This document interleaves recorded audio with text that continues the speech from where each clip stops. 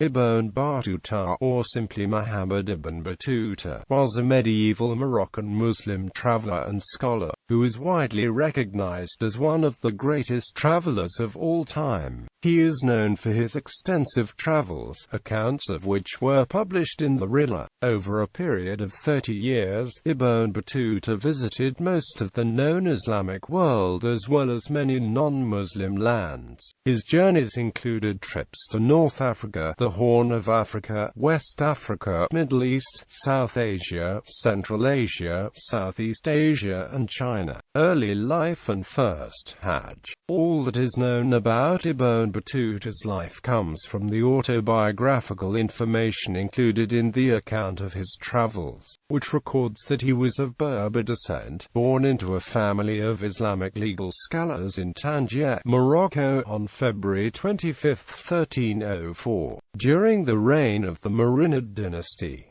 he claimed descent from a Berber tribe known as the Luata. As a young man he would have studied at of Sunni Maliki Madhab, the dominant form of education in North Africa at the time. In June 1325, at the age of 21, Ibn Battuta set off from his hometown on a Hajj, or pilgrimage, to Mecca, a journey that would take 16 months.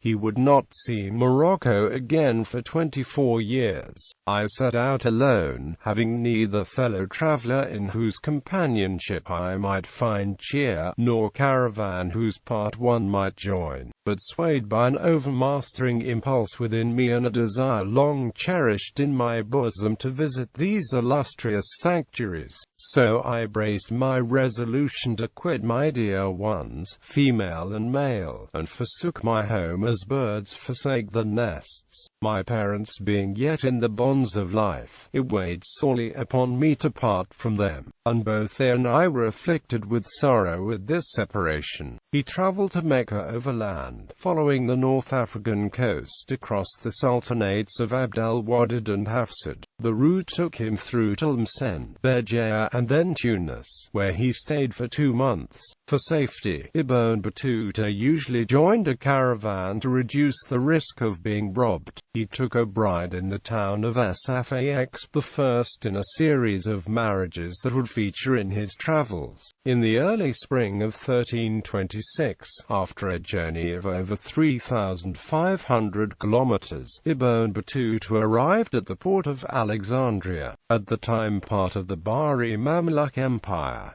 He met 2 ascetic pious men in Alexandria. One was Sheikh Burhanuddin, who was supposed to have foretold the destiny of Ibn Battuta as a world traveler, saying, "It seems to me that you are fond of foreign travel. You will visit my brother Fariduddin in India, Rukunuddin in Sind, and Burhanuddin in China. Convey my greetings to them." Another pious man, Sheikh Murshidi, interpreted the meaning of a dream of Ibn Battuta that he was meant to be a world traveler. He spent several weeks visiting sites in the area and then headed inland to Cairo, the capital of the Mamluk Sultanate and an important large city. After spending about a month in Cairo, he embarked on the first of many detours within the relative safety of Mamluk territory. Of the 3 usual routes to Mecca, Ibn Battuta chose the least traveled, which involved a journey up the Nile Valley, then east to the Red Sea port of Idhab.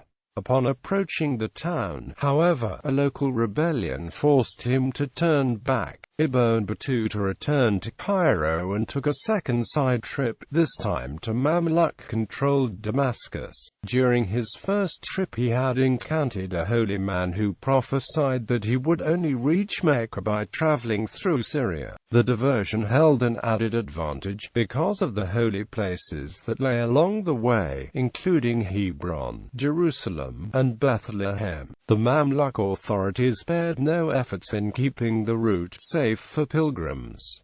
Without this help, many travelers would be robbed and murdered. After spending the Muslim month of Ramadan in Damascus, he joined a caravan traveling the 1,300 kilometers south to Medina, site of the tomb of the Islamic prophet Muhammad. After 4 days in the town, he journeyed on to Mecca, where, completing his pilgrimage, he took the honorific status of El Haji. Rather than returning home, Ibn Battuta instead decided to continue on, choosing as his next destination the Ilkhanate, a Mongol Khanate, to the northeast, Iraq and Persia. On the 17th of November 1326, following a month spent in Mecca, Ibn Battuta joined a large caravan of pilgrims returning to Iraq across the Arabian Peninsula. The group headed north to Medina and then, traveling at night, turned northeast across the Najd Plateau to Najaf, on a journey that lasted about 2 weeks.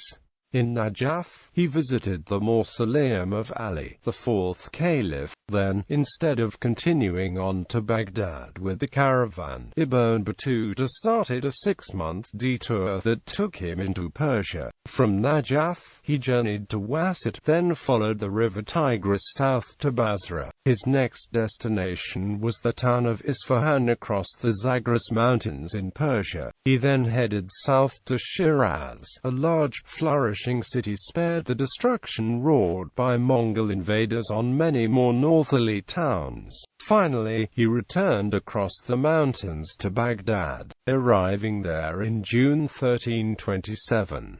Parts of the city were still ruined from the damage inflicted by Hulagu Khan's invading army in 1258. In Baghdad, he found Abu Sa'id, the last Mongol ruler of the unified Ilkhanate, leaving the city and heading north with a large retinue. Ibn Battuta joined the royal caravan for a while, then turned north on the Silk Road to Tabriz, the first major city in the region to open its gates to the Mongols and by then an important trading center, as most of its nearby rivals had been razed by the Mongol invaders.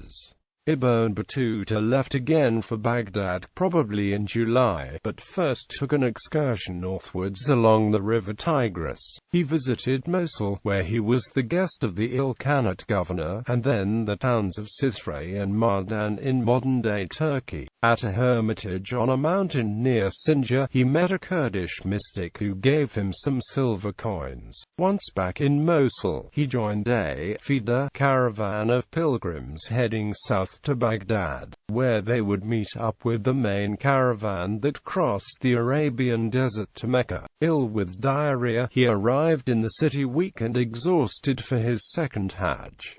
Arabian Peninsula. Ibn Battuta remained in Mecca for some time. Problems with chronology, however, lead commentators to suggest that he may have left after the 1328 Hajj. After the Hajj in either 1328 or 1330, he made his way to the port of Jeddah on the Red Sea coast. For there he followed the coast in a series of boats, making slow progress against the prevailing southeasterly winds. Once in Yemen, he visited Zabad and later the highland town of Ta'iz, where he met the Rasulid dynasty king Mujahid Anwar al-Din Ali. Ibn Battuta also mentions visiting Sana'a, but whether he actually did so is doubtful. In all likelihood, he went directly from Ta'iz to the important trading port of Aden, arriving around the beginning of 1329 of 1331. Somalia. From Aden, Ibn Battuta embarked on a ship heading for Zila on the coast of Somalia. He then moved on to Cape Gualdafui further down the Somalia seaboard, spending about a week in each location. Later he would visit Mogadishu, the then preeminent city of the land of the Berbers. When Ibn Battuta arrived in 1331, Mogadishu stood at the zenith of its prosperity. He described it as an exceedingly large city, with many rich merchants, noted for its high-quality fabric that was exported to other countries,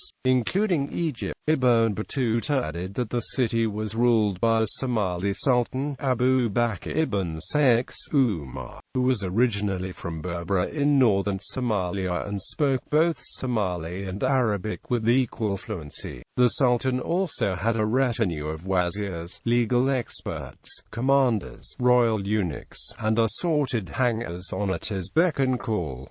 Swahili coast. Ibn Battuta continued by ship south to the Swahili coast, a region then known in Arabic as the Bilad al-Zanj, with an overnight stop at the island town of Mombasa. Although relatively small at the time, Mombasa would become important in the following century. After a journey along the coast, Ibn Battuta next arrived in the island town of Kilwa in present-day Tanzania, which had become an important transit center of the gold trade. He described the city as one of the finest and most beautifully built towns. All the buildings are of wood, and the houses are roofed with reeds. Ibn Battuta recorded his visit to the Kilwa Sultanate in 1330, and commented favorably on the humility and religion of its ruler, Sultan al-Hasan ibn Sulayman, a descendant of the legendary Ali ibn al-Hasan Shirazi. He further wrote that the authority of the Sultan extended from Malindi in the north to Inhambane in the south, and was particularly impressed by the planning of the city, believing it to be the reason for Kilwa's success along the coast. For this period date the construction of the Palace of Husuni Kubwa and a significant extension to the Great Mosque of Kilwa, which was made of coral stones and the largest mosque of its kind. With a change in the monsoon winds, Ibn Battuta sailed back to Arabia, first to Oman and the Strait of Hormuz, then on to Mecca for the Hajj of 1330, Anatolia. After his third pilgrimage to Mecca, Ibn Battuta decided to seek employment with the Muslim Sultan of Delhi, Muhammad bin Tughlaq. In the autumn of 1330 he set off from the Seljuk-controlled territory of Anatolia with the intention of taking an overland route to India. He crossed the Red Sea and the Eastern Desert to reach the Nile Valley, and then headed north to Cairo. Further, he crossed the Sinai Peninsula to Palestine and then traveled north again through some of the towns that he had visited in 1326.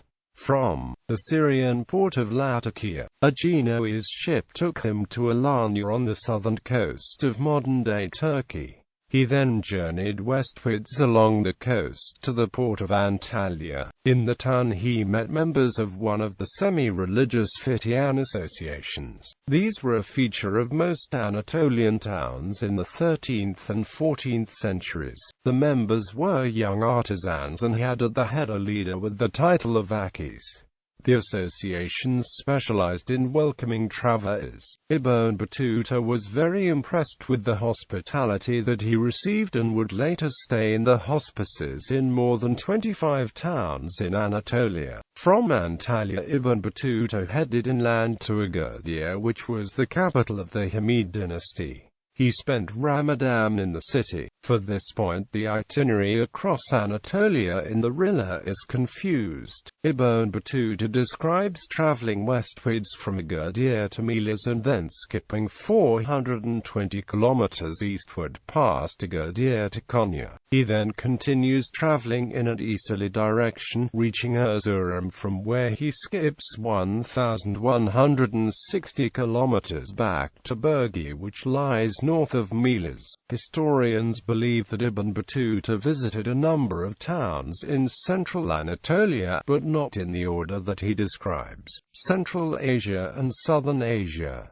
From Sinope he took a sea route to the Crimean Peninsula, arriving in the Golden Horde realm. He went to the port town of Azdove, where he met with the emir of the Khan, then to the large and rich city of Maja. He left Maja to meet with Uzbek Khan's traveling court, which was at the time near Beshtau mountain. Further he made a journey to Bolga, which became the northernmost point he reached, and noted its unusually short nights in summer. Then he returned to the Khan's court and with it moved to Astrakhan. Ibn Battuta recorded that while in Buffer he wanted to travel further north into the land of darkness. The land is snow-covered throughout and the only means of transport is dog-drawn sled. There lived a mysterious people who were reluctant to show themselves.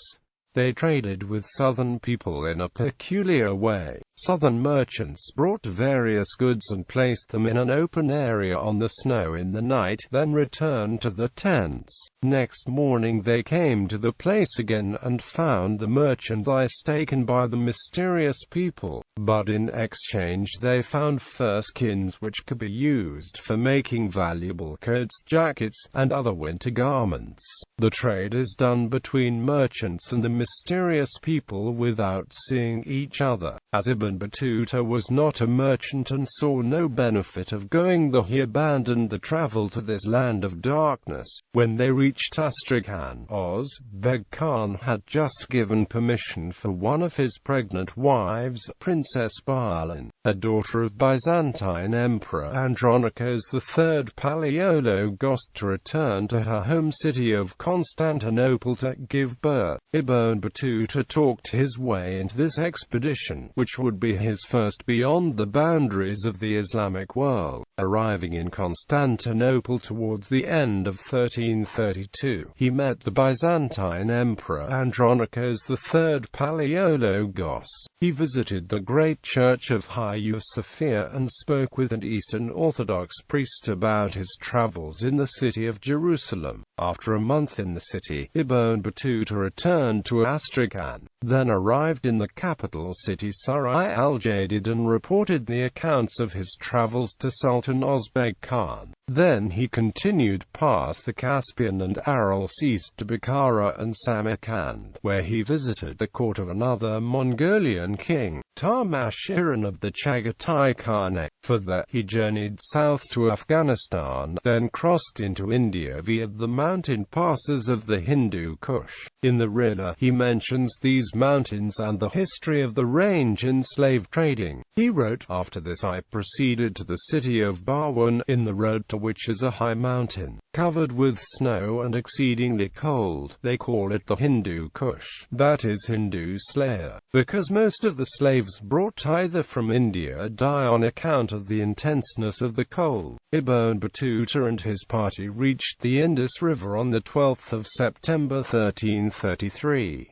Further, he made his way to Delhi and became acquainted with the Sultan, Muhammad bin Tughlaq, India. Muhammad bin Tughlaq was renowned as the wealthiest man in the Muslim world at the time. He patronized various scholars, Sufis, Qadis, viziers and other functionaries in order to consolidate his rule. As with Mamluk Egypt, the Tughlaq dynasty was a rare vestigial example of Muslim rule in Asia after the Mongol invasion. On the strength of his years of study in Mecca, Ibn Battuta was appointed a Qadi or judge by the Sultan. However, he found it difficult to enforce Islamic law beyond the Sultan's court in Delhi, due to lack of Islamic appeal in India. For the Rajput kingdom of Saraswati, Battuta visited Jhansi in India, describing it as among the most beautiful cities, the best constructed and the most populated. It is surrounded with a strong wall, and its founder is said to be one of the great infidel kings, called Tara. Upon his arrival in Sindh, Ibn Battuta mentions the Indian rhinoceros that lived on the banks of the Indus.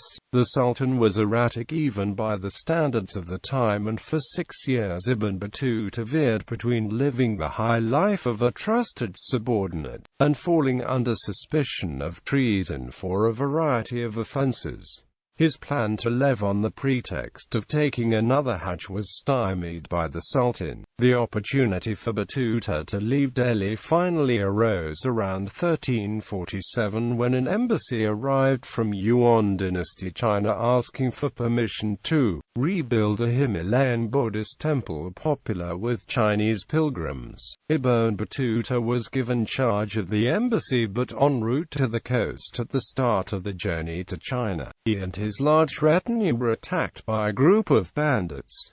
Separated from his companions, he was robbed and nearly lost his life. Despite this setback, within 10 days he had caught up with his group and continued on to Campat in the Indian state of Gujarat. For that they sailed to Calicut, where Portuguese explorer Vasco da Gama would land 2 centuries later. While in Calicut, Battuta was the guest of the ruling Zamorin. He then sailed on to Quilon, one of the busiest port cities on the southern coast. His journey from Calicut to Quilon lasted 10 days. While Ibn Battuta visited a mosque on shore, a storm arose and one of the ships of his expedition sank. The other ship then sailed without him, only to be seized by a local Sumatran king a few months later. Afraid to return to Delhi and be seen as a failure, he stayed for a time in southern India under the protection of Jamal-ud-Din, ruler of the small but powerful VIAF Sultanate on the banks of the Sharavathi River next to the Arabian Sea. This area is today known as Hosapatana and lies in the Honnavar administrative district of Uttara Kannada. Following the overthrow of the Sultanate, Ibn Battuta had no choice but to leave India. Although determined to continue his journey to China, he first took a detour to visit the Maldive Islands. He spent 9 months on the islands, much longer than he had intended. As a chief Qadi, his skills were highly desirable in the formerly Buddhist nation that had recently converted to Islam. Half kidnapped into staying, he became chief judge and married into the royal family of Omar. He became embroiled in local politics and left when his strict judgments in the laissez-faire island kingdom began to chafe with its rulers. In the Rihla, he mentions his dismay at the local women going about with no clothing above the waist, and the locals taking no notice when he complained. For the Maldives, he carried on to Sri Lanka and visited Sri Pada and Tenavaran Temple. Ibn Battuta's ship almost sank on embarking from Sri Lanka, only for the vessel that came to his rescue to suffer an attack by pirates. Stranded on shore, he worked his way back to the Madurai Kingdom in India. Here he spent some time in the court of the short-lived Madurai Sultanate under Ghiyas-ud-Din Muhammad Damghani, from where he returned to the Maldives and boarded a Chinese junk, still intending to reach China and take up his ambassadorial post. He reached the port of Chittagong in modern-day Bangladesh, intending to travel to Sylhet to meet Shah Jalal, who became so renowned that Ibn Battuta, then in Chittagong, made a 1-month journey through the mountains of Kamaru near Sylhet to meet him. On his way to Sylhet, Ibn Battuta was greeted by several of Shah Jalal's disciples who had come to assist him on his journey many days before he had arrived. At the meeting in 1345 CE, Ibn Battuta noted that Shah Jalal was tall and lean, fair in complexion, and lived by the mosque in a cave, where his only item of value was a goat he kept for milk, butter, and yogurt. He observed that the companions of the Shah Jalal were foreign and known for the strength and bravery. He also mentions that many people would visit the Shah to seek guidance. Ibn Battuta went further north into Assam, then turned around and continued with his original plan. Southeast Asia. In 1345, Ibn Battuta traveled on to Samudra Pasai Sultanate in present-day ACEH, northern Sumatra, where he notes in his travel log that the ruler of Samudra Pasai was a pious Muslim named Sultan al-Malik al-Zahir Jamal ad-Din, who performed his religious duties with utmost zeal and often waged campaigns against animists in the region. The island of Sumatra, according to Ibn Battuta, was rich in camphor, areca nut, cloves, and tin. The madhab he observed was Imam al-Shafi'i, whose customs were similar to those he had previously seen in coastal India, especially among the Mapilla Muslims, who were also followers of Imam al-Shafi'i. At the time, Samudra Pasai marked the end of Dar al-Islam, because no territory east of this was ruled ruled by a Muslim. Here he stayed for about 2 weeks in the wooden walled town as a guest of the Sultan, and then the Sultan provided him with supplies and sent him on his way on one of his own junks to China. Ibn Battuta first sailed to Malacca on the Malay Peninsula, which he described as Muljawi. He met the ruler of Malacca and stayed as a guest for 3 days. He then sailed to Phuong in Vietnam, where he is said to have briefly met a Princess Dowager of the early Philippines, who read the word Bismillah in Islamic calligraphy. Ibn Battuta described her people as opponents of the Yuan dynasty. From Phuong he finally reached Quanzhou in Fujian province, China.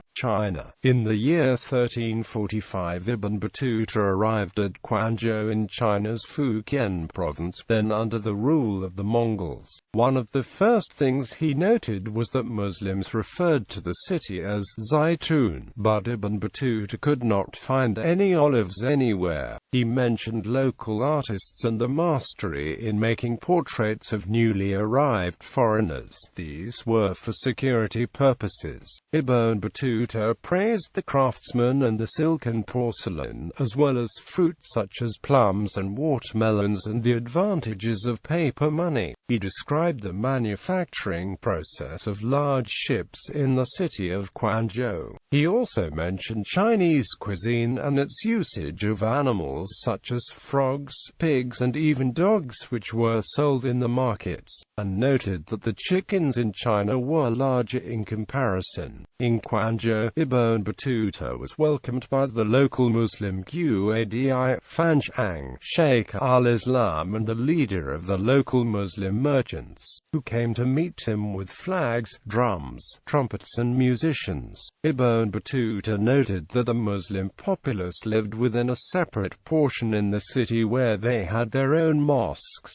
bazaars, and hospitals. In Quanzhou, he met 2 prominent Persians, Burhan al-Din of Kazran and Sharif al-Din from Tabriz. While in Quanzhou, he ascended the Mount of the Hermit and briefly visited a well-known Taoist monk in a cave. He then traveled south along the Chinese coast to Guangzhou, where he lodged for 2 weeks with one of the city's wealthy merchants. From Guangzhou he went north to Quanzhou and then proceeded to the city of Fuzhou, where he took up residence with Zahir al-Din and was proud to meet Qawam al-Din and a fellow countryman named al-Bushri of Suta, who had become a wealthy merchant in China. Al-Bushri accompanied Ibn Battuta northwards to Hangzhou and paid for the gifts that Ibn Battuta would present to the Mongolian Emperor Togun Timur of the Yuan dynasty. Ibn Battuta said that Hangzhou was one of the largest cities he had ever seen, and he noted its charm, describing that the city sat on a beautiful lake surrounded by gentle green hills. He mentions the city's Muslim quarter and resided as a guest with a family of Egyptian origin. During his stay at Hangzhou, he was particularly impressed by the large number of well-crafted and well-painted Chinese wooden ships, with colored sails and silk awnings, assembling in the canals. Later he attended a banquet of the Yuan Mongol administrator of the city named Kurtai, who, according to Ibn Battuta, was very fond of the skills of local Chinese conjurers. Ibn Battuta also mentions locals who worship the solar deity. He described floating through the Grand Canal on a boat watching crop fields, orchids, merchants in black silk, and women in flowered silk and priests also in silk. In Beijing, Ibn Battuta referred to himself as the long-lost ambassador from the Delhi Sultanate and was invited to the Yuan imperial court of Togun Timur. Ibn Battuta noted that the palace of Khan Balik was made of wood and that the ruler's head wife held processions in her honor. Ibn Battuta also reported the rampart of Yajuj and Majuj was 60 days' travel from the city of Zaitun. Hamilton Alexander Ross Keen-Gibb notes that Ibn Battuta believed that the Great Wall of China was built by Dul Kamain to contain Gog and Magog as mentioned in the Quran. Ibn Battuta traveled from Beijing to Hangzhou, and then proceeded to Fuzhou. Upon his return to Quanzhou, he soon boarded a Chinese junk owned by the Sultan of Samudera Pasai Sultanate heading for Southeast Asia, whereupon Ibn Battuta was unfairly charged a hefty sum by the crew and lost much of what he had collected during his stay in China.